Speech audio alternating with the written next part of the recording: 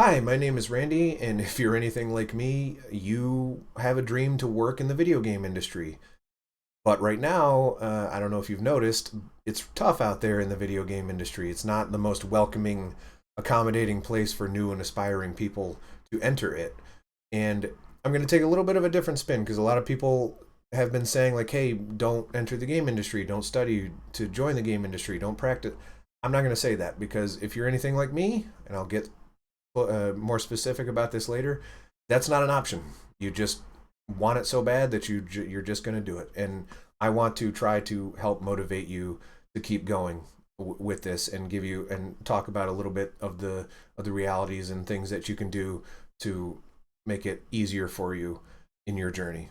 So let's get started here, and I'm going to be big bummer right up front. Here is a giant list of layoffs, and those are some big names that would potentially have something available for you to accept as a job that probably don't anymore. And that's going to keep happening for a little while, and that's really tough.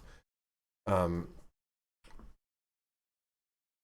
on top of it, the game industry is very uniquely challenging. Is again, I don't think I'm telling you anything you don't already know, but I'm going to go through it anyway. It has a high barrier to entry. Making games is hard.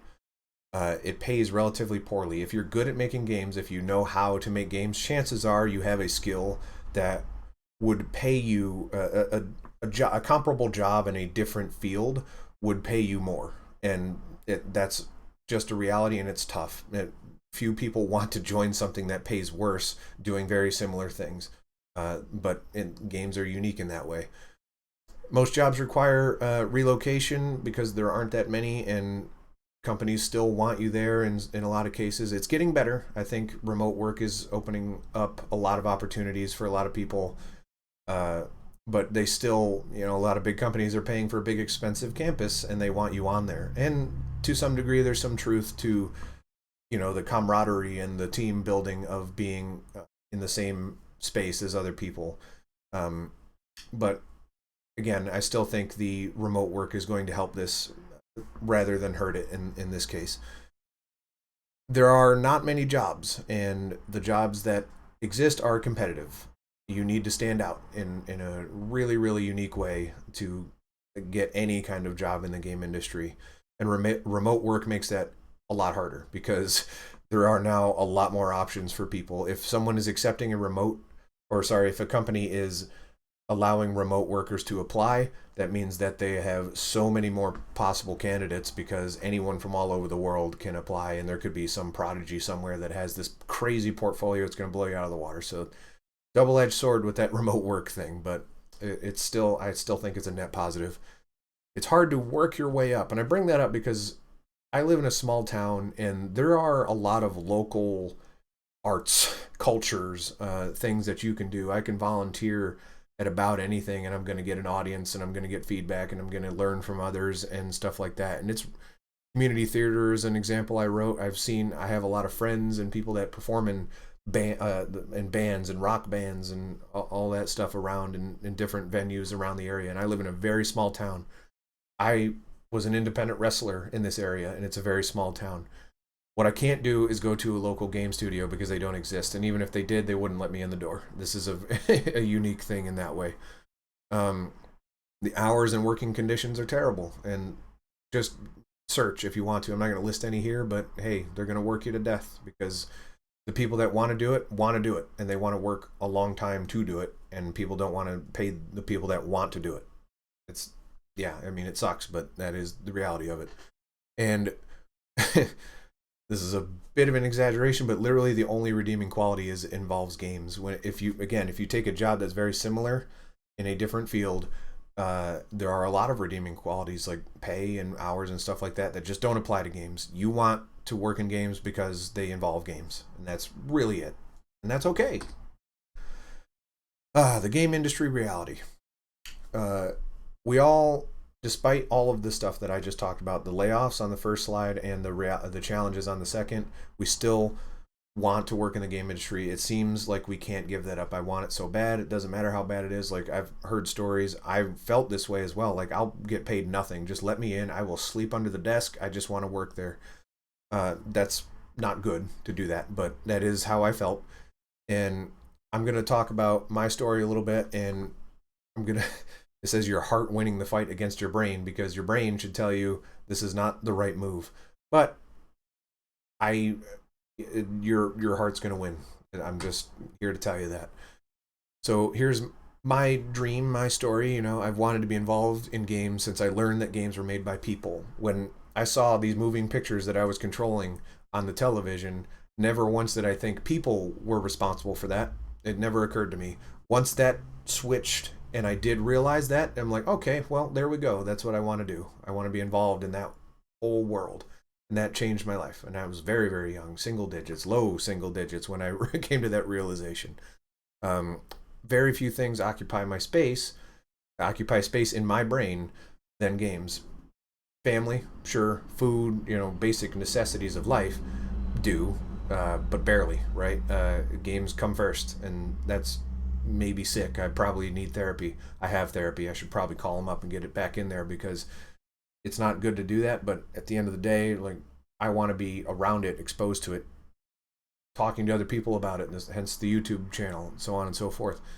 I've dreamed of it for 30 plus years, attempted for 15 plus, and only succeeded a year ago. It, I did not, so the part of this YouTube channel is to help guide people and kind of get on the right track. It took me forever to figure out what the right track was. And then once I figured out what the right track was, it didn't take me that long. So it is possible, but it is still something that I tried for a very, very long time, something I wanted for even longer. And uh, every attempt I had to just say, like, this is dumb. Just do the sure thing. You're good at other things.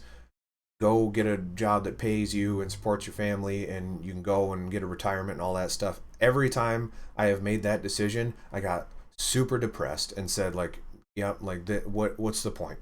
What's the point? I'm just spinning my wheels at this point. If I'm not getting paid for something I love, I don't want to do this. And it wasn't until I decided that, you know what, it doesn't matter how long it takes me, the pursuit will keep me going if that's necessary. It wasn't until that happened. Darn you, motorcycle, for driving by my house. Cold out. Why are you even going? Before I made that decision that the pursuit would have been good enough, rather than just giving up on it, I was miserable. So don't, if you're in the same boat, like, don't make that decision. Just keep trying, and even the pursuit will make you happier than you would be otherwise. Like I said here, I left jobs, stable jobs, sure things. Like, people, when I left my last job for this new one in the game industry, they were throwing money at me. They did not want me to leave, and it was tough to give that up because I have a family and I have all that stuff. But it's not the game industry. I told them that, like, you can't win this. You're not what you need to be. That's not your fault, and I appreciate the offer, but this isn't going to work. The game industry, as of right now, as of today, now the game industry is literally supporting me. So the thought of leaving the game industry makes me sick, because I just can't go back now that I'm here, right? It's such a game changer to my mental health and my mood, and I love it, and I don't want to go anywhere. And I'm sure a lot of you are the same. And it is supporting my family right now. So the fact that the industry is not in such a good place is super duper scary. I could lose my job and not get another one and then be in trouble. I would have to go back to one of those other jobs that I had before that I gave up for this.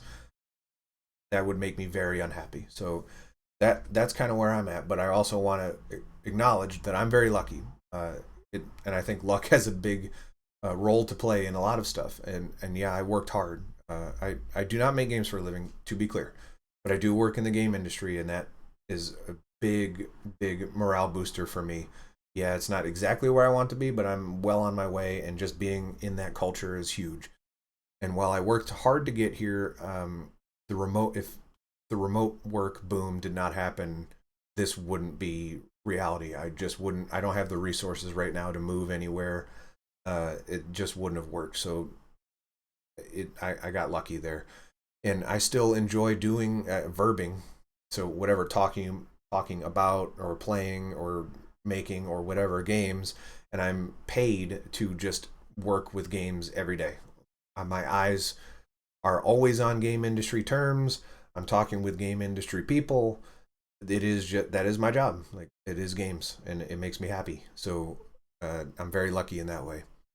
And because I work in games now, uh, everything I learn and do at work applies to what, like it's a snowball now, because it will be a lot easier for me to get uh, another job or another opportunity in the game industry because I'm in it now. And, I do game development related things at work. I have game industry connections. A lot of developers, big name developers, know who I am now, and they know that I do a good job. So if they ever leave, or if I ever leave and I need a connection, they will be there for me. And there's a lot of non-development game jobs. I don't know why I put that there. What did I get game related? Yeah, so I'm a technical writer. That's why I put that there. That makes sense. Um, it helps to realize that there are jobs that involve games that aren't exactly just the nitty gritty development stuff. Um, and I also, like, I'm doing this YouTube channel, and I'm making and selling YouTube, or making and selling, no, making and selling games.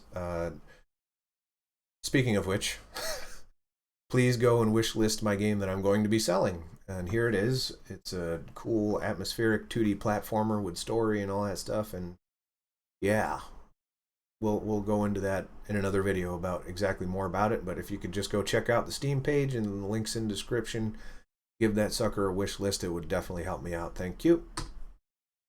So can you make a living in the game industry in 2024? Yes, I think so. But what that looks like might not be obvious. And we'll kind of talk about that for a minute. But should you pursue a job in the game industry? Inside joke with my friend, I owe him a quarter now. If you want financial security, if you have people to support, if you require health insurance and you live in the United States, if you find fulfillment elsewhere, if games aren't your number one passion. I'm not going to read all the rest of these. You can read on this thing. But essentially, there's a yeah, you should because there's really no other option, or no, you shouldn't because you have another option. That's more or less the way it goes, because it's rough out there, and games shouldn't be. They are way too high on my importance scale, but they shouldn't be that high on yours to the point where you're putting yourself and your loved ones at risk or in danger, or you won't be able to support them. So keep that in mind when you're pursuing a job in the game industry. And here's some tips about how to stay motivated. You like games, and being around them and spending your time with them makes you happy. And just because you're not getting paid to do that stuff right now doesn't mean that those games aren't going to have that effect on you. Realize that and acknowledge it, because it was something that I got stuck on for a very long time, where yeah, I'm playing games, but it's not helping my life at all, except it was making me happy. Don't lose that. Don't worry about the destination. So you're having fun, and it goes hand in hand with the first point. Don't worry about where you're going to be tomorrow. If you're enjoying the process today, then that's huge. Like I said earlier, the pursuit is what matters. That's going to make you happy. So, and as long as you're continuing to pursue and you're happy about that pursuit, then don't too worry about what it's going to look like tomorrow if you're having fun today. And then connect with other passionate people. You're talking to me, sort of, not really. You could be talking to me, and I'm a passionate person, and I'd be willing to talk back to you. Reach out to me, and reach out to others like me and others like you that want to do this stuff, and we can kind of lift each other up. I have some friends that are also kind of in this process, and it's helpful just to even type them a quick message about some kind of related humorous thing that happened about development, or just anything like that. It helps. It's huge. Give and receive help / advice. I have never seen a more helpful group of people in my life than game industry folks, who again, they're all in this because they want to be. There's no really good incentive to be in this other than they like games, and they feel that and express that and want it for everybody else too, because they know that we want it as bad as they do, and they want to help. And I recommend you helping when you can. That's kind of what this YouTube channel is all about. Like, I have barely enough experience to help people, but I have some, and I want to share that with everybody. And there's also this spreadsheet that I'm going to link in the description that has a list of people that have volunteered.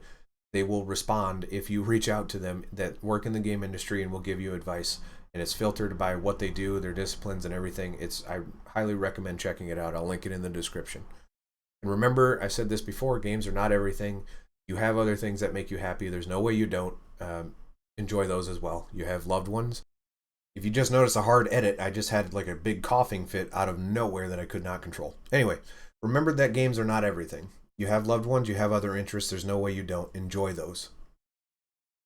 Understand that game-related skills that you get are transferable. So there's no like, oh, once I get into the game industry, I have to be in the game industry if it goes south. No. Like, if you learn to program, you'll be able to program somewhere else. I'm a writer, and while robots are going to take over my job eventually, they haven't yet. So I can write somewhere else. That applies to every job in the game industry. You will be able to pick something up later. So don't think that this is your last shot at anything, at support, at money, whatever. You can get in and out of the game industry. And also, you can try unconventional ways of making a living in games. And I think that is the next slide, and it is.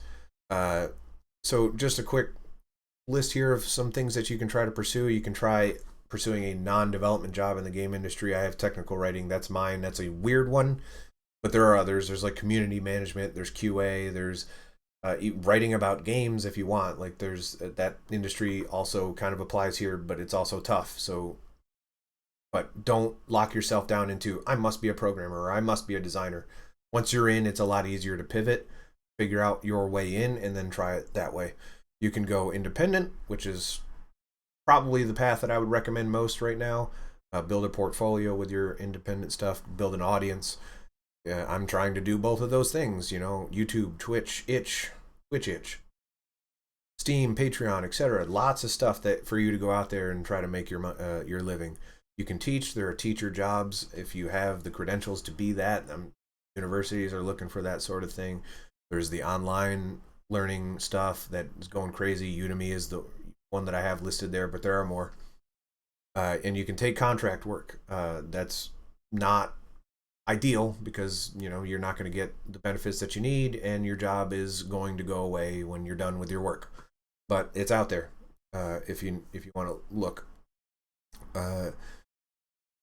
These could take a while. Like this stuff, all of this stuff could take a while, but if you're enjoying the process, if you're enjoying the pursuit, it's okay, right?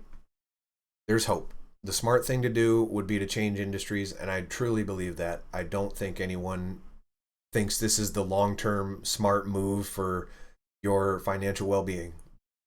But I've tried other things, and it just doesn't work. It makes me sick trying other things. Emotionally, not physically. Kind of physically. I mean, emotional, but whatever. I just can't do it.